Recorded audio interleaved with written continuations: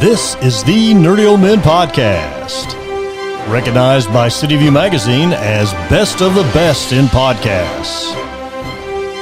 And here are your hosts, the Old Bald Man Chad and Redneck Wes. Hey everybody. Hey, we're back. And it appears in the chat that we actually have audio. So if that were to change, let me know because we suck. But we're trying to figure out a way to where Producer Abby can be here.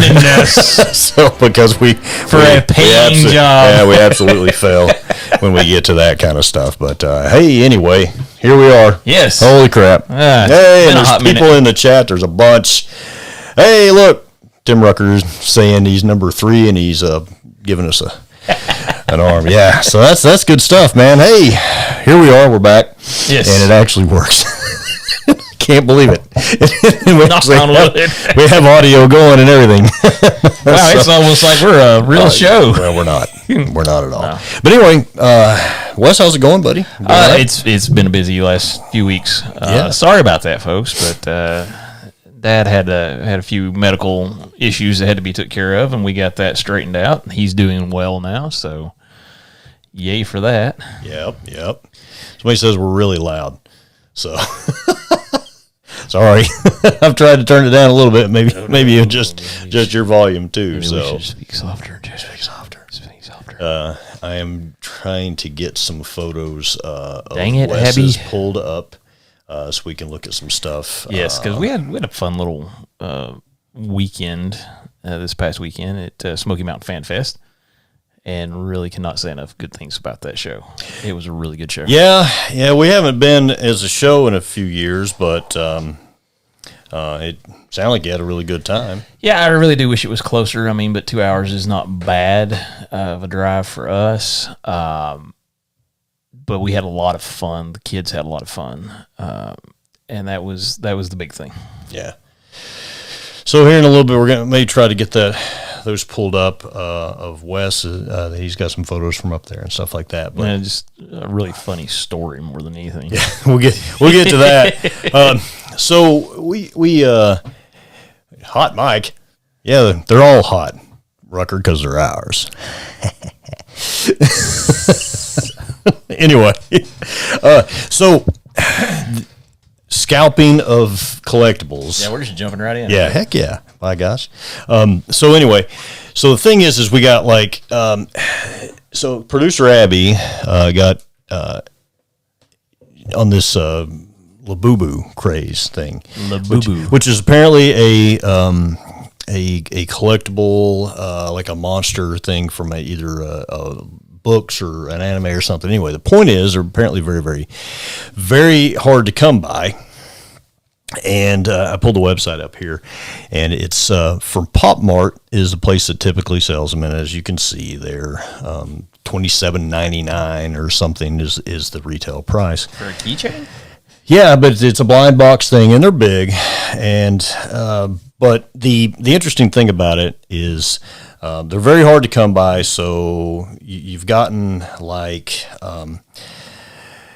some off-brand, some pirated, counterfeit stuff like that. But they look really much the same. But anyway, hard to come by. So I was flipping through Facebook like I do, and I came across a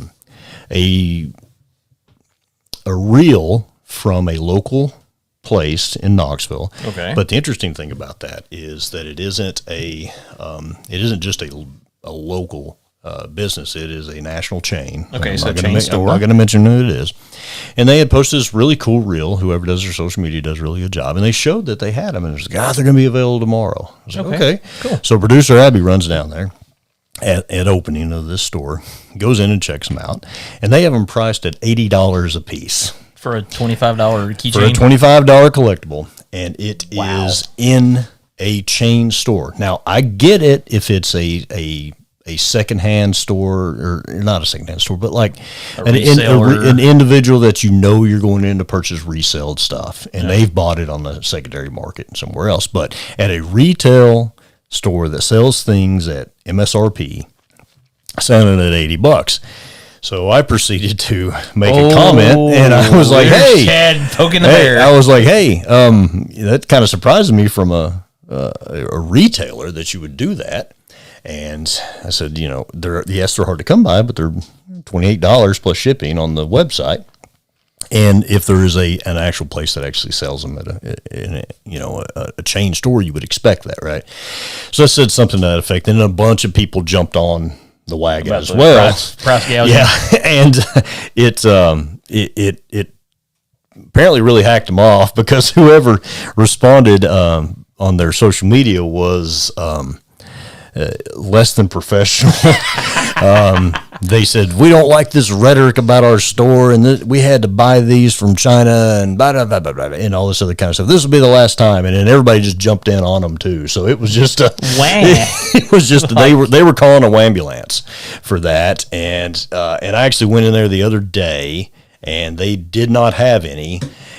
And I would say that's probably because they either they sold them at $80 a pop. Well, they actually said in their comment that they reduced the price to what they paid for them, which was $60, and I don't believe that. Now, that is possible. It is possible. No, I'm sorry. I call shenanigans on that. But I would say that that they still did that. And anyway, if you have to buy something to sell in your, I don't know how they get away with it. I mean, it is a national chain. This is just not like a store. If you have a private store, you pretty much you can sell things for whatever you want to sell them for. Yeah. And I don't know the business model on it, but I found it was really interesting. So, let's see. Cool says that at DC they were selling them at over $100 per box at Dragon Con. No John, joke. That's. I can see that at a con and things like that. Well, I mean, as big as Dragon Con is, there's people with, which is nuts. Money, it's nuts. They're with money, and they're going to make bad decisions. Yeah, it is crazy, and I get it. But dadgum, man,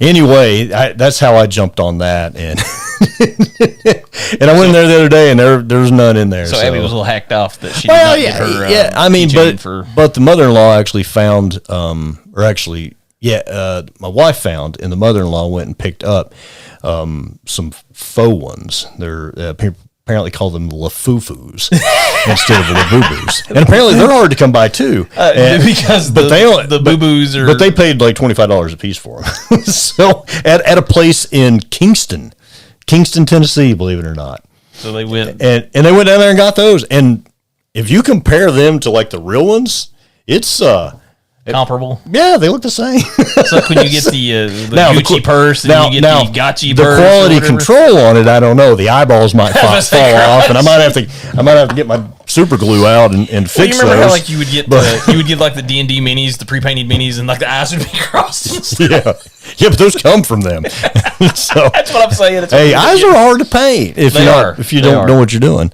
But little aside on that, if you want to paint eyes, have them looking in one direction or the other. Because if you want to paint eyes, get people that have visors or helmets. Well, yeah, but that's the kind of thing. And I got a turntable here, but apparently my battery is running out on it. And as you can see here, we've got the Invisible Woman here. Sue Storm, yes. Yeah, that I printed and painted from. Because Chad said he wanted to do her because she was easy. Not exactly what I intended. That's not what I intended. You went straight to the gutter, sir. No, I just repeated your words. But what I was saying is it was a pretty easy sculpt to do, and I wanted to try some dry brushing on the bottom and a solid coat and things like that. But anyway, the point is I'm not a huge fan, but I printed it and painted it. So if anybody that's listening or watching, if you want it, you can have it. I'll ship it to you. It's just from us to you. Yeah. No competition or whatever. Just first come, first serve. That's the advantages of listening to the show live. Yeah. First come, first serve. Send me a whoever hits us up first in the Facebook, Instagram, chat, whatever. If you want it, you can have it. I'm not offended if you don't. It's just throwing it out there. So, but I may paint it just to make you mad. I don't care what you do.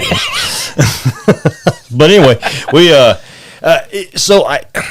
there's other scalping things too out there, and when I was collecting toys, you have to deal with that a lot too. If I ever wanted to enter any painting competition, I have actually. Actually got some. Yeah, I got an award back here for my Little Red Riding Hood Reimagined. Was that from Rocky Top Game Con? It's Rocky Top Game Con, the Mythic Minis painting competition. I won the bronze award for statues.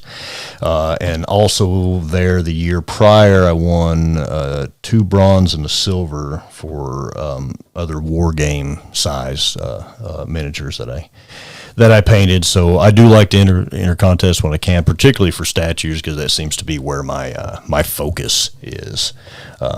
But I've got some more stuff in the works. I got some more things back here you can see behind me.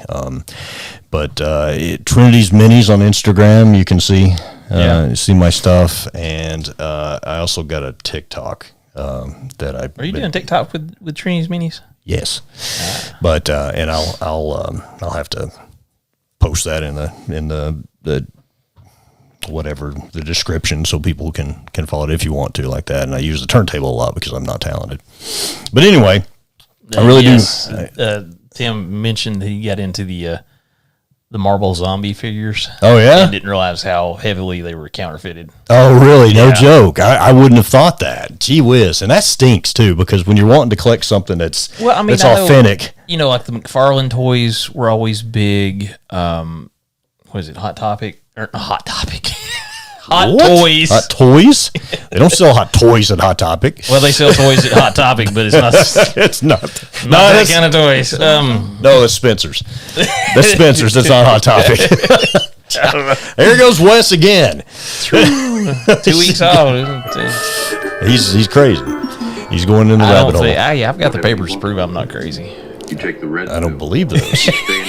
I don't believe those at all. But anyway, so Sheldon said, "I'm not crazy. My mother had me tested."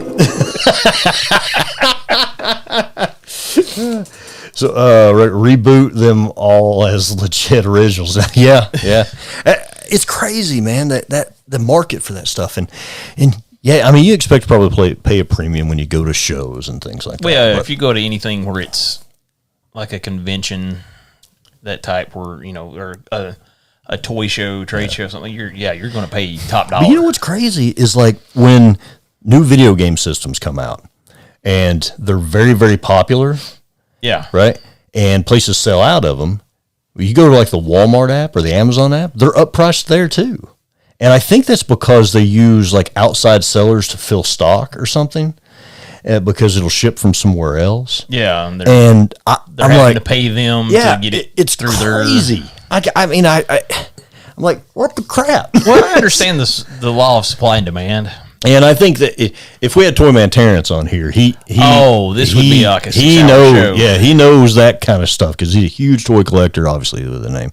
But he is griped and fussed. He actually sent something, and I don't know if it was a typo or whatever, but it was a figure from Thundercats, I think. Okay. And he sent, I don't think he sent in the D&D group or what, but...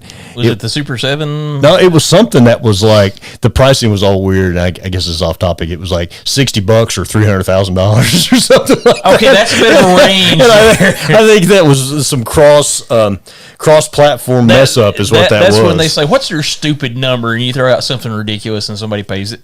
Right. That's always fun. I misread that. Rucker said he had to rebuy all of them as legit originals, which really sucks. That sucks. But you want when you're a real collector and you want something that's nice, you want to do the good stuff. Because we both collect different things. I mean, I'm more of comic books and you're more of figures. I don't much collect anything anymore. I collect resin bottles to to make my own imprint, but I did. But I did. Well, no, I take that back. I do have my little shelf of first edition hardback books over there. I do collect that. So that's like me with G.I. Joe comics. Yeah, because you keep trying to find better issues, to make a better collection. But like I've got one that is the newsstand editions, and then I have a collection that is the direct. And I'm trying to get first printings on all of them, which is very difficult. Yep. but it's cool if you can. Oh, and I do have to give a shout out to my buddy Greg. He hooked me up with a G.I. Joe 155, which was Is that the silent issue? No, no, 21 is the silent issue. Okay. 155 is the last issue of the real American Hero run that Hama done. That was the end of the original. Yeah. And, they've come back out with it. But that was the final issue. And it was a newsstand, and it was cherry. I mean, it's very nice. Did you say it was graded or no? No, it's not. But my buddy Greg, he had it. Yeah. And so. That's so cool. You think you get it graded or no? I'll probably get it signed, then get it graded. Oh, there you go. There you go. So, this guy kept Larry at another show. Yeah, collecting things, and it's interesting too. It's like if you look at like buying some, you got to go and find it in different places, right? Like I said, I like first edition hardbacks, first edition, first printing hardbacks of books that I like. Not just everything, but books that I like. So I had a paperback of The Road by Cormac McCarthy that I had read, and it was a first edition, first printing of the paperback. So I wanted the hardback, found it on eBay. I paid like $30 for it or something, right? So then I got Timothy Zahn's Thrawn off of eBay. I think I had to pay like $30 for it, and it wasn't in the best condition. I've got it over there. Yeah. But then I go to McKay Used Books here in Knoxville, and they had one down there that was in better condition for $7. And I found Alliances, which was the next one, and I paid like $20 or something for it. But I've started, because I'm old and I fall asleep if I read, so I use Audible a lot, like when I'm in here painting or working on something, or if I'm at work just doing data entry and things like that for the investigations that I do and things like that. So if I'm doing that, then I'll listen to audiobooks. So I started listening to Anne Rice's Vampire Chronicles. Okay. So I've started collecting those at McKay, right? And the first one I went and got was it Merrick over there. Yeah, Merrick. And I haven't got to that in reading them yet, but I went there and I was looking through, and I've learned how to look for at least modern ones, how to identify what's first edition, first printing and stuff. So it was. Well, it actually says it in the book, too. Well, but if it doesn't say that, there's a number line. It's like 1 through 10 or whatever, and the second printing won't have a 1. It'll have to, So anyway, I got that, and I opened it up, and I looked, and I'm like, what is this? And it was a little card that said, print your name here or whatever, and there was a letter, and I opened it up, and it's autographed by Anne Rice to somebody, and I paid $5 for it. They didn't know it was there, I guess. And I look at it on eBay, and people were selling for like $60 or whatever, and I'm like, oh my gosh. So it is where you can find them. It's just you got to find, you got to look and find it. And it is one of those things you have to kind of look, but at the same time, don't be greedy. There have been times I've looked for certain books, and I will admit it. There was a time when I would buy all of if I found G.I. Joes, I bought them all. Yeah, and then after a while, you're like, well, if I buy all of them, the next guy is not going to get any. Right. And that's where sometimes you have to leave some things.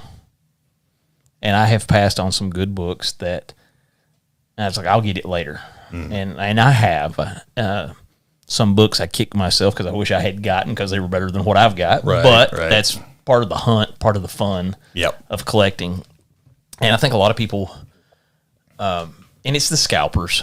Let's just call it what it is. They're looking to make money. They're not worried about collecting as a hobby or for the enjoyment of it. They're making money. Yep. And so they're not worried about leaving anything. No, you see those videos and stuff. Where the guys like hiding stuff under the shelves. Well, not even that. It's like when Walmart or somewhere gets new Pokemon cards. Oh, and the guys. And they're just like, they're dragging it. And that's crap, man. I will give Walmart credit for one thing. I saw somebody had posted a video, and they're putting the stuff out, and the guy's just sitting there, and there's like a little kid, and he's like wanting to get one, and they're like, no, you've done got yours. Yeah. And forcibly removed the guy because he was doing, like you said, he's just raking them all in. Which is such a butthole thing to do. Well, because I saw one video where the guy literally raked them all in, turned and walked off, and the little kid was like, he was the second person in line. Which is crap. That's crap. And so like they were basically, the guy got like one box, and they're like, no, get out of here. And he's like, but I'm buying them, and they're like, no. Yeah. And the kid behind him got some, and those are the people you want to see get stuff.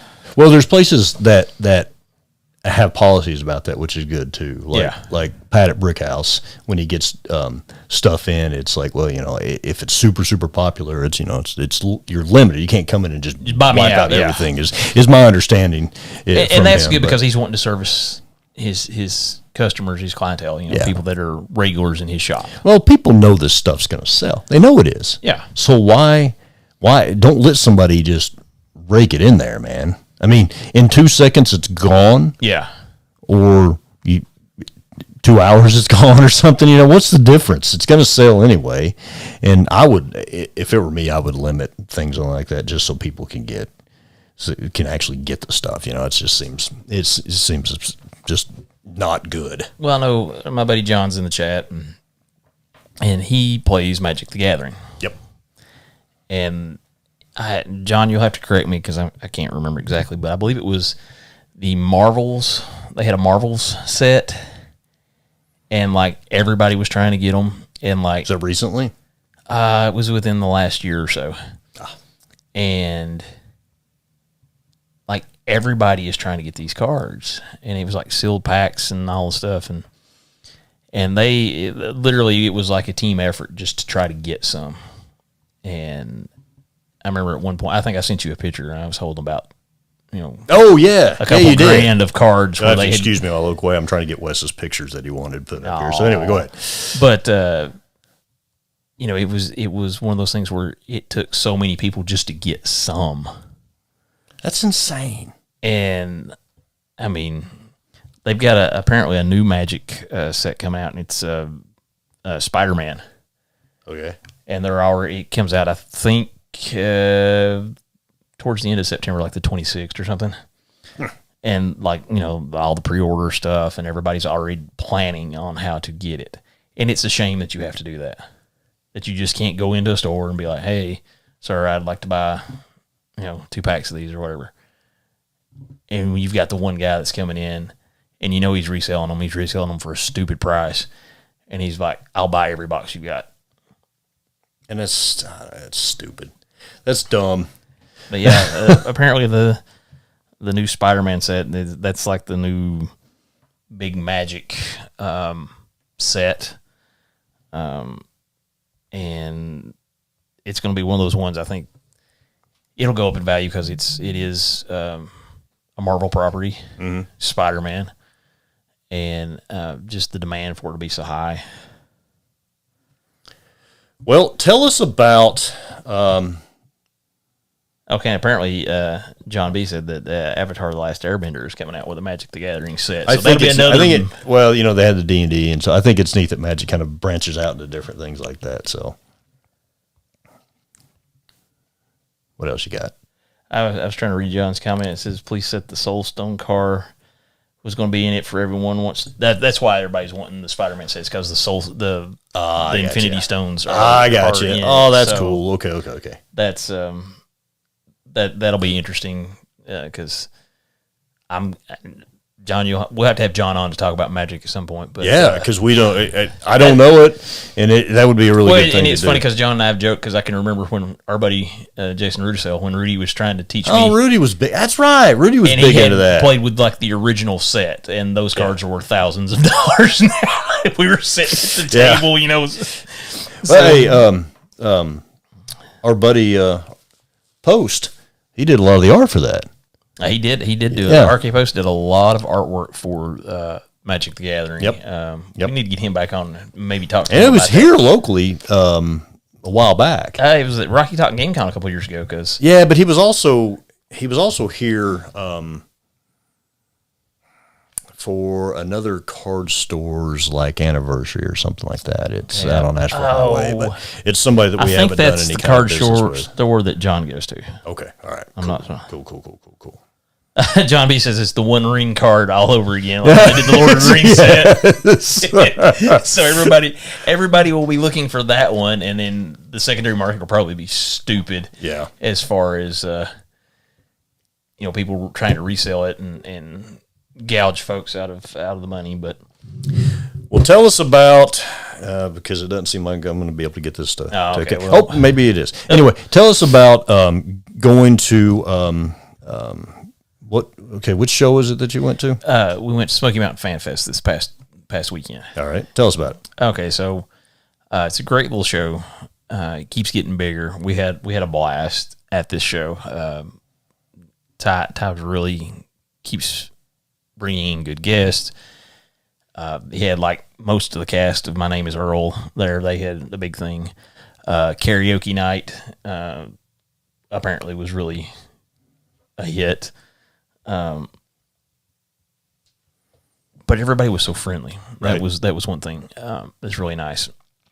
And we went. The actor that played Neville Longbottom from Harry Potter was there. Well, Isabel's kids are one in particular, yeah.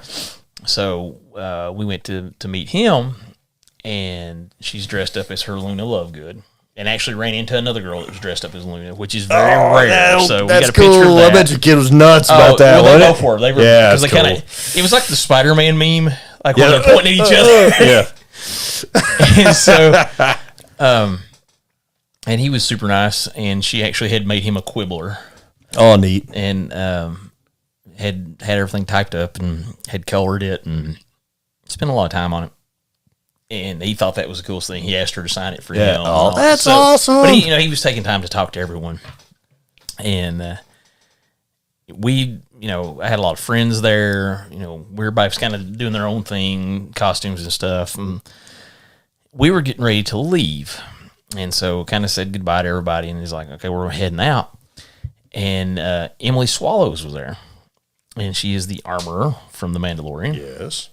She was sitting at her table. She was on her phone, and I don't know if she had just got back from lunch or a break or whatever, but she was sitting there, and there's nobody at her table. And we're walking out towards the door, so I was just going to, as a joke, just be like, this is the way. Because Kaylee's dressed up as Katniss from the Hunger Games, and Isabel's got, this big lion's head and everything dressed up as Luna. Well, the girls, because I said, okay, we're leaving, they just kept walking. Even though I said, hey, stop for a second. They just kept walking. Right. And she looks up and she's like, hello. She was really nice. And I was like, yeah, there's the picture. And it was like, this is the way. And I said, girls, come here. And they're like, what? We didn't know you'd stopped. And so I came back and she thought it was really cool that we were doing it as a family. And she was asking them about stuff. And she asked them what they like to do. And they were talking about books and stuff, and somehow D&D got mentioned because I think she actually brought it up. And they said Emily Swallows did. Yeah, she brought that up because the girls for their birthday we had got them. Julie really wanted to get them the starter set. Yeah, so we got the starter set for them. I told her, I said, we don't need that. I have all the books. Yes, but that is that's a good way to start them. Yeah, literally. So we may start that tonight. I don't know. I've got to do some reading and some prep work. Right. But they were so excited because we started doing characters on D&D Beyond. It's a good way to get them started. I got their little account set up, so they're in there. I have a ranger and a sorcerer, and they were going in doing their whole backstory and everything. They were having fun with it. Mm-hmm. And she asked if they played D&D, and they told her that. She thought that was great. And she was like, do you care if I post this picture? Because she wanted a picture with the girls in their costume. Right. She goes, let me get my hammer. So she got got armor hammer. This is the way. And she says, do you care if I put this on social media? I said, no, go ahead. And she says, do they have anything? I said, no. I said, they're just 14. They don't have that yet. She said, well, can I put yours? I said, yeah, that's fine. And so I pulled my phone up because I was trying to spell it to her, and she couldn't hear it because, of course, the guy beside of us starts playing his electric guitar. And so I pulled my phone out, and I showed her, and she goes, Rightfall. She says, what's the story with that name? Oh, boy. she went down a rabbit hole she wasn't ready for.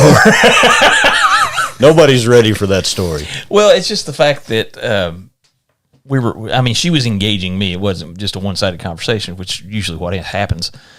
But she found it was fascinating that like we had played together for almost 35 years. Yes, gears. 35 gears?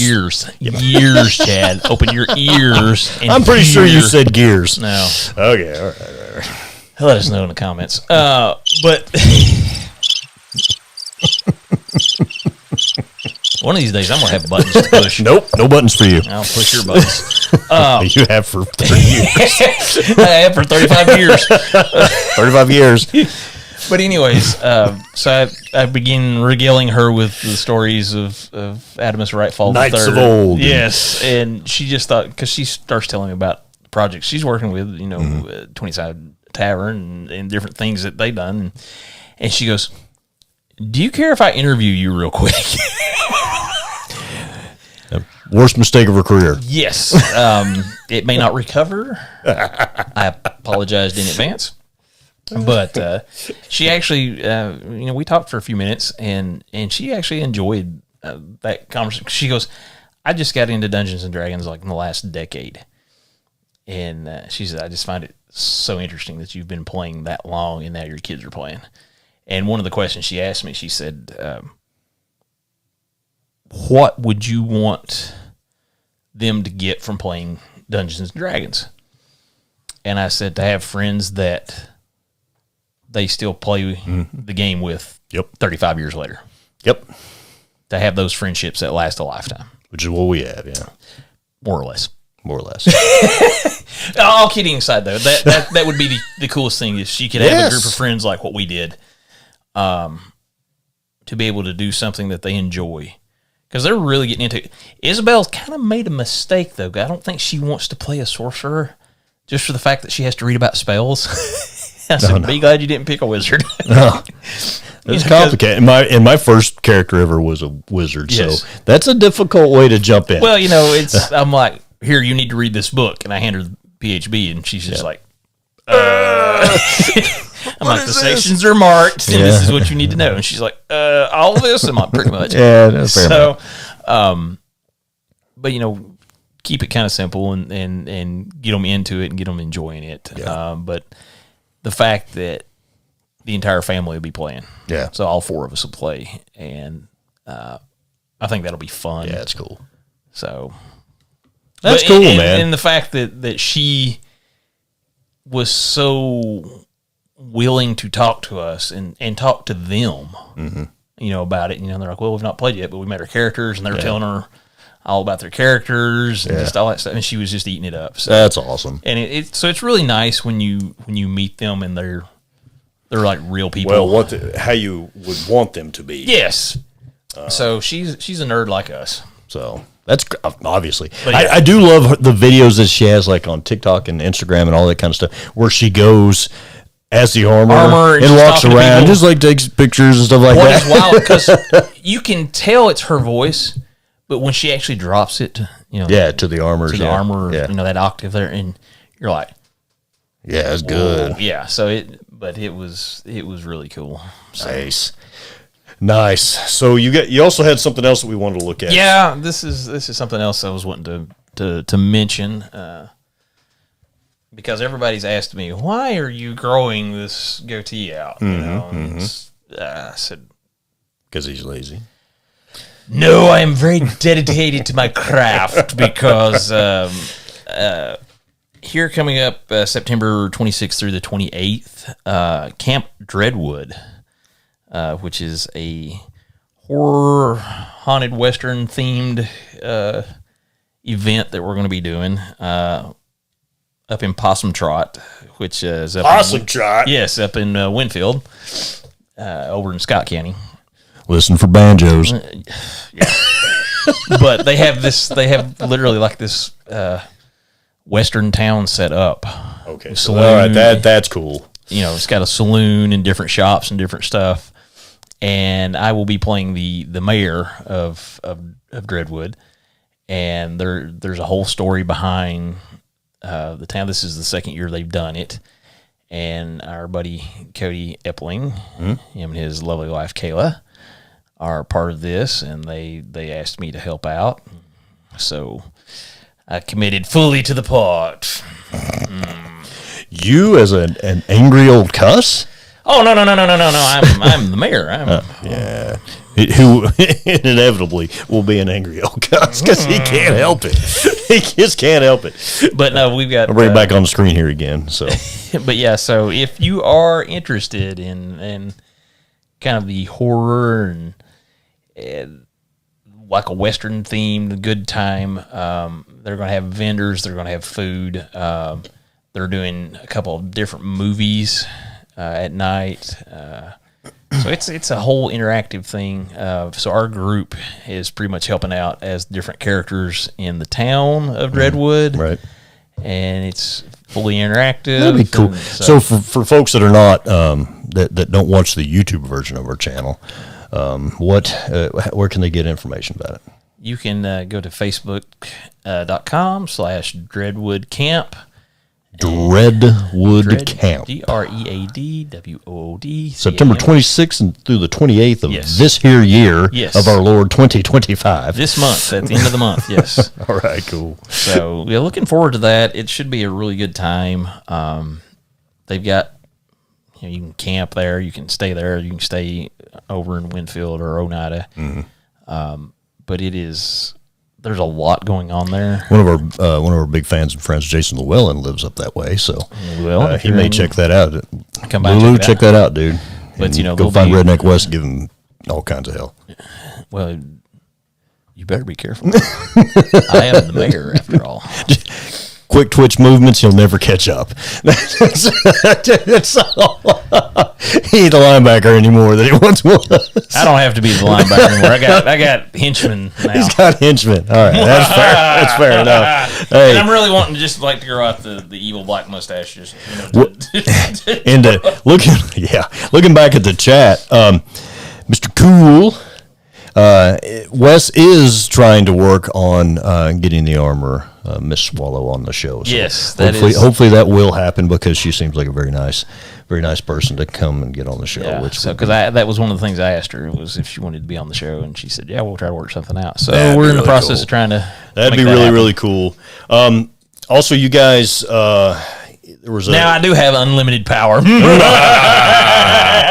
So you folks were asking in the chat about whether or not I'd enter competitions and stuff like that. So a little self promotion here. This is my Instagram for Trinity's Minis. I pulled up on the screen right there. So if you want to check out some of that stuff there, here is the Invisible Woman that I did, and gotten into some Kill Team for which also turned out really nice, I will say. So I'm pretty happy with that. Continuing the Greek goddesses collection from CA3D Studios with Nyx. Working on that whole pantheon, aren't you? Yeah, everyone that they got to come out, Persephone. Which I was really happy with the eyes on Persephone here. So got a bunch of stuff going on, and if you want to follow me there, that would be really, really cool. I love to get comments and things on that. I know Rucker did a piece for Mr. Rucker there, and he posted on his stuff and tagged me, which was really, really cool. I really appreciate that, dude. I really do. So it's just a hobby I got, just like Weston is prop and cosplay making. That's what I do. So. And I got to get glasses, so that's going to be great. So that'll help me anyway. Yeah. You sit there and do the whole... Well, I use my heavily magnified, super nerdy geek glasses I got over there. Yes, they are very handy to have. And they work out really, really well. So yeah, they do not work well. Do not encourage Wes with the power play. Folks in the chat, it's not. I am altering the deed. He turns into Vader. Any further. Just without the asthma. Just without the asthma. I don't know. Get him moving a little bit. He may get that out there too. So. Yeah. Well, where we're going now. Maybe by the next show or something, or sometime here pretty soon, you can give us a adventure report. From Dreadwood? D&D? No, D&D from the D&D? kids. Oh, yeah. And we do want to know some stuff from Dreadwood. So make sure you get some pictures and yes, please take my picture. Send them to producer Abby. Yeah, I'm talking to you, Wes. Send them to producer Abby and get them. But if you happen to go to Dreadwood, no joke, and you take some pictures, send them to us. Either email wouldn't be the best thing. So send them via Facebook Messenger or direct message on Instagram, and we'll post those because that'd be really, really cool. Yeah. So, and we'd love to share that, especially if you could get Wes. And then we got a bunch of friends from the show that are going to be involved in that too. Yes. So any of that kind of stuff would be really, really cool. So again, as usual, if you've got anything that you want us to help you promote, reach out to us on Facebook or Instagram, and we'd love to help you do that. Or if you've got ideas for a show topic you would like to hear. Yes, 100%. You want to come on the show as a fan to just talk crap with us? We can do that too. We had actually talked about that with Derek, having Derek call in and talk about some stuff. Heck yeah. Why not? We may do that. Yeah, well, no, we can do that. We have the ability. Listener, first time caller? Yeah, we have the ability, and we actually had everything work out today. Or at least that's what you guys say. So hopefully that is the case. We start figuring technology out. We'll find out here in a little while when I try to get it going. Dang it, I got no audio. Well, until next time, maybe we're also looking at potentially changing when we record to a better opportunity when producer Abby can be there and more people can participate. But we'll see how that goes. But anyway, like, share, subscribe, all that good stuff. And really, love you more than bacon. Try to get us some more on the YouTube there. We got a lot of good listeners. Audio, we like a little bit more. I'm throwing stuff down. So until next time, this old bald man chat with this guy with the beard, Redneck West. Yeehaw.